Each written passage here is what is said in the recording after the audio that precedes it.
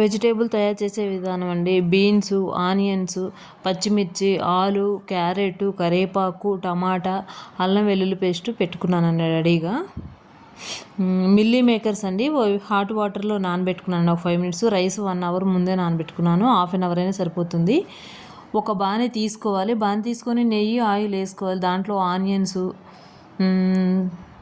అల్లం మొగ్గ, లవంగాలు ఏమైనా మసాలా వేసుకుంటే వేసుకోవచ్చు, నేను తక్కువ వేసాను. పచ్చిమిర్చి, జీడిపప్పు వేసుకున్నాను నేను. అవి గోల్డెన్ కలర్లో వచ్చాక కొంచెం అల్లం వెల్లుల్లి పేస్ట్ నూరి పెట్టుకున్నాను కదా, అది వేసేసుకున్నాను. అది మగ్గినాక క్యారెట్ ముక్కలు గట్టిగా ఉంటాయి కాబట్టి క్యారెట్ ముక్కలు ముందుగా వేసుకోవాలి. తర్వాత ఆలు ముక్కలు వేసుకోవాలి. తర్వాత బీన్స్, తర్వాత టమాటా అన్ని ముక్కలన్నీ వేసుకోవాలి. మీకు నచ్చిన కూరగాయల ముక్కలన్నీ వేసుకోవచ్చు, బెండకాయ తప్ప. కొంచెం సాల్ట్ వేసుకోవాలి. బీన్స్ వాటర్లో వేసాను కదా, ఈ పిండేసి మళ్ళీ వేసుకున్నాను. ఇంకా ఇవి మగ్గించాలండి. కొంచెం మగ్గించాక కొంచెం ధనియాల పౌడర్, సాల్ట్ ముందే వేసుకున్నాను, మాకు సరిపోతే మళ్ళీ చూసి వేసుకోవాలండి.